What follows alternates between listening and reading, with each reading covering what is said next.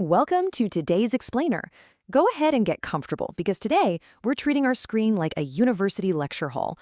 We're diving deep into the world's strictest prison, El Salvador's CECOT. But listen, we aren't just going to look at this place as a physical building. We are analyzing it as an unprecedented, radical psychological environment. We really want to understand what actually happens to the human mind when it's forced into a space of absolute, inescapable control. Here's the syllabus for today's session. We'll be exploring how radical environmental shifts and permanent isolation impact the human mind across these 5 specific stages: the clinical environment, identity deconstruction, behavioral adaptation, sensory deprivation, and finally, psychological decline. All right, let's jump right into section 1, the clinical environment. So picture this, a massive mega prison built to hold 40,000 high-profile inmates, designed around a philosophy of absolute zero contact with the outside world. This colossal structure was thrown up rapidly as a macro-level intervention against a staggering national crime rate. And statistically, the impact was immense. The country's crime rate plummeted from 104 down to just 2.4 per 100,000 people. It's a massive drop. But to achieve that external peace on the streets, they had to engineer a highly intense, strictly controlled internal environment. Now, what's really fascinating here is how every single architectural choice is essentially a psychological tool. 24/7 artificial lighting, well, obviously that's for security, but it also causes chronic sleep disruption. And then you have the complete absence of natural sunlight. This intentionally induces severe spatial and temporal disorientation, meaning inmates completely lose their grasp on the passage of time. And having no running water in the cells, that forces a state of absolute dependency on the institution just for basic survival. It's literally total behavioral engineering. Moving right along to section 2, deconstructing inmate identity. We really have to consider the absolute psychological shock to the system here. Think about these inmates' past lives.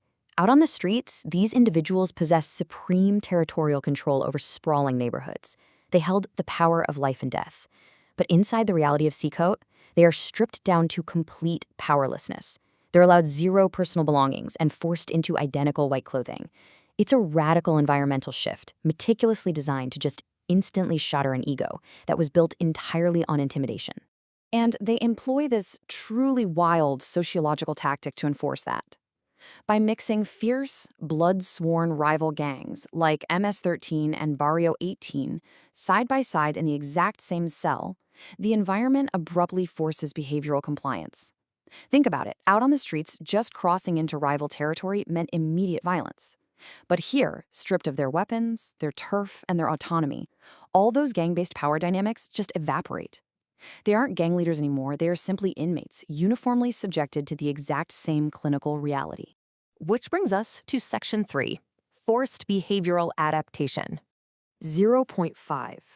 That is the amount of personal space, in square meters, each person gets within a shared open cell of up to 150 people.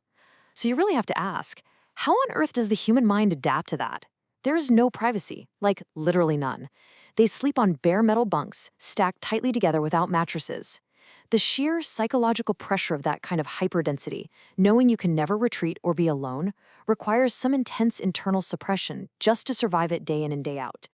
So how does the facility manage that level of crowding? By forcing everyone into a robotic, monotone routine. Inmates get exactly 1 hour outside their cell per week for exercise. That's it. Their diet is rigorously monotone too, just rice, beans, and pasta. It's deliberately devoid of high protein like meat, and they are forced to eat everything with their bare hands. Even hygiene is militarized, with heads shaven every 2 weeks to prevent hiding contraband and to enforce strict conformity. The whole existence is defined by constant surveillance and a severely limited sensory diet to maintain unwavering discipline. Let's shift to section 4, sensory deprivation and solitary confinement. If an inmate breaks the rules, this is the ultimate disciplinary measure.